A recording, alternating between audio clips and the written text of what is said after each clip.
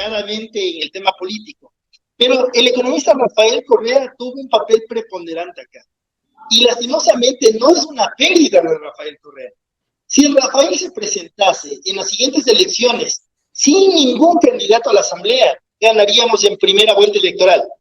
Lo complicado en esta situación es que los candidatos, en la gran mayoría los que avanzaron a ser reelectos para la Asamblea, no apoyaron ni siquiera con un 5% del padrón electoral a la votación nacional del binomio. Y ustedes dirán, ¿eso puede ser posible? Claro que es posible, porque a nivel de los territorios la gente lo que buscaba es un recambio generacional a nivel de la Asamblea. Lo que se optó directamente es renovar a los cuadros que ya se tenía en la anterior Asamblea y se les volvió a reelegir. Y la gente como que se quedó con un vacío y dijo, no, queremos algo nuevo. Es por eso que el tema de lo novedoso, de lo nuevo, hizo que Noboa gane y con fuerza la segunda vuelta electoral. Porque a su vez, como ustedes podrán darse cuenta, y muy seguramente a nivel de los territorios, ustedes se habrán dado de sobremanera ese impacto contra las nuevas generaciones de los nuevos candidatos a nivel de las provincias de la costa como también de la sierra. No hubieron nuevos cuadros que formaron parte de esos espacios. Se quedaron muchas personas afuera, inclusive militantes y adherentes permanentes.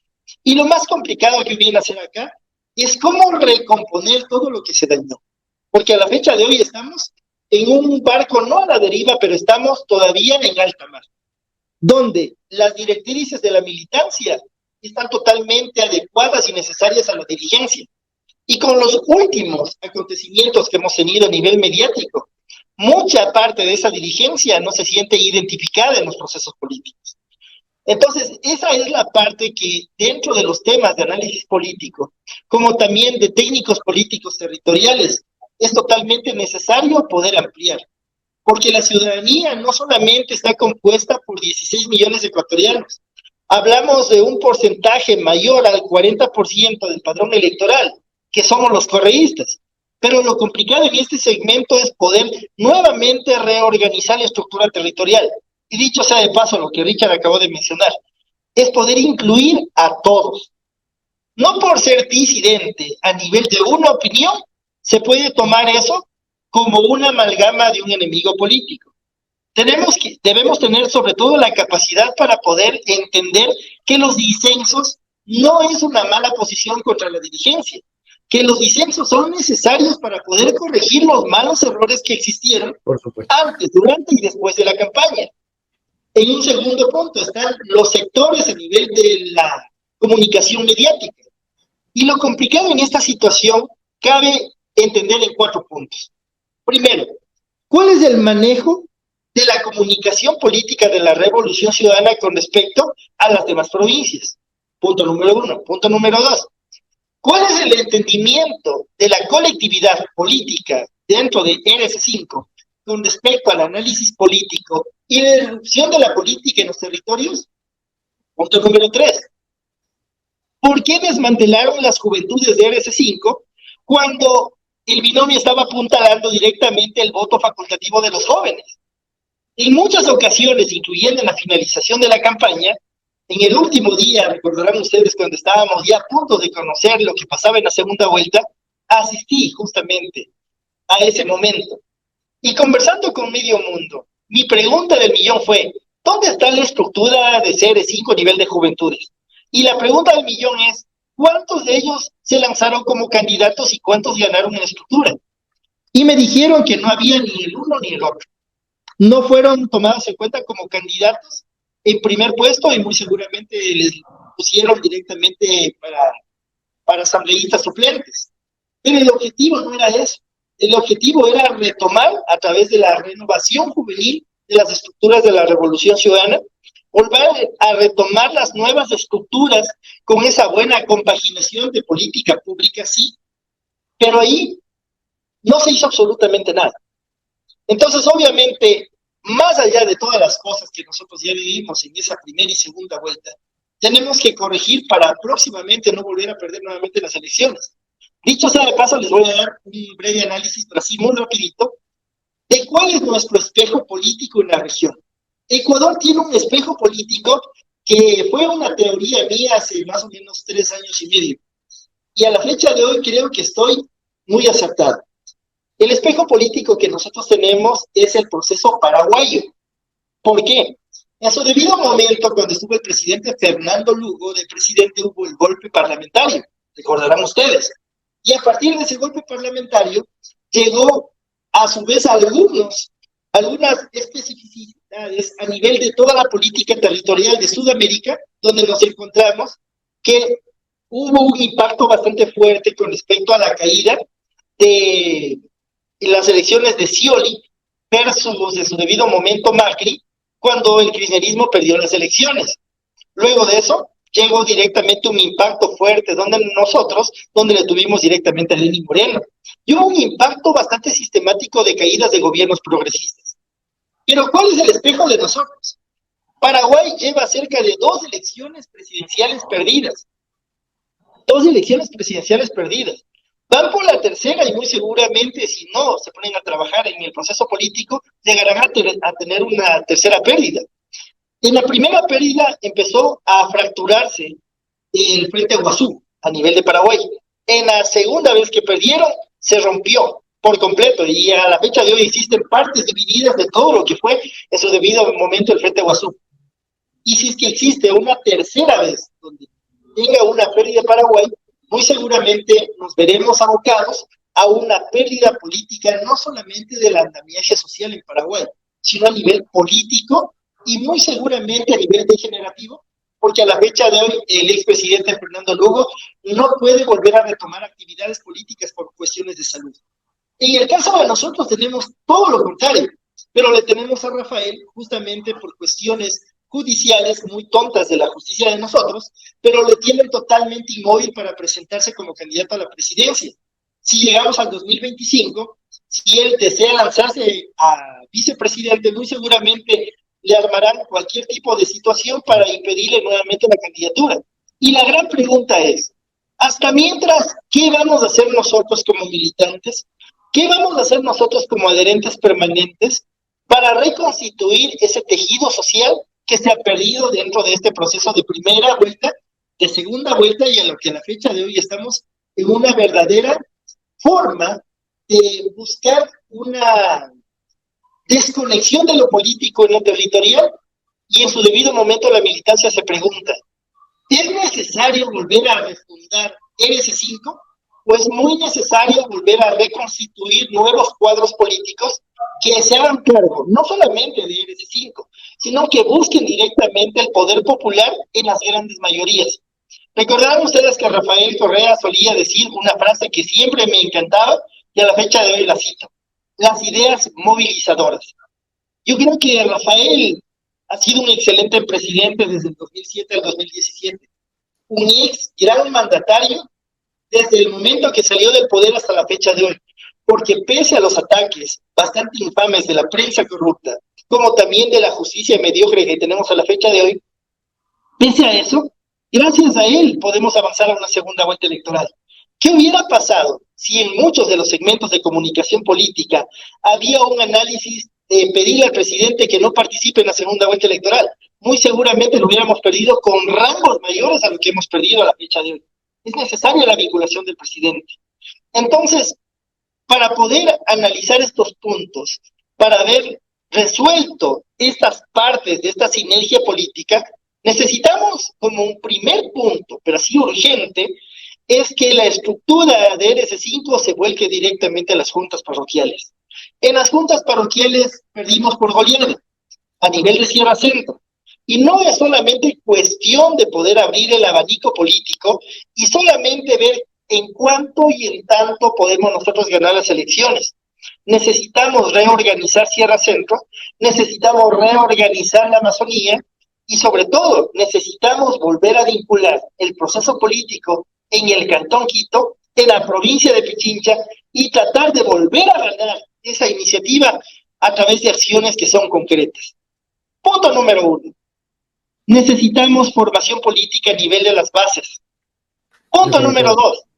Necesitamos que la mayor parte de ciudadanía esté totalmente, no solamente informada de la política pública, sino de la participación que debe existir en estos 2 años de renovar esos cuadros políticos. Porque dicho sea de paso, para tanto militantes como adherentes permanentes que me están escuchando en este momento, se está hablando, obviamente esto no está nada confirmado, pero se está hablando que muy seguramente en las siguientes elecciones los próximos candidatos van a ser los gerentes de campaña.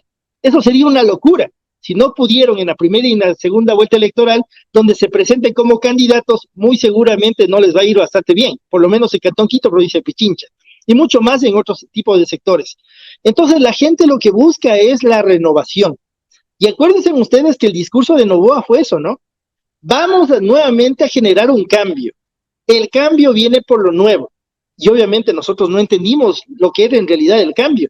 Es por eso que las facciones a nivel político tuvo también un resentimiento por parte de las bases. Y ahí estoy muy de acuerdo con Richard cuando mencionaba que había muchos sectores que se quedaron excluidos de la primera y la segunda vuelta, como es el caso, los sectores comunicacionales, los sectores tanto de delegaciones, adherentes permanentes y simpatizantes, que muchos de ellos pudieron haber tenido muy buenos cuadros políticos que no fueron tomados en cuenta. Y muy seguramente les debieron haber dicho, no se preocupen, en las siguientes elecciones les vamos a tomar en cuenta. Y tanta persona valiosa que están en las filas de adherentes permanentes como simpatizantes, que inclusive pudieron haber tenido más del 100% de mejores ideas a la generación del plan de gobierno y no fueron tomados en cuenta.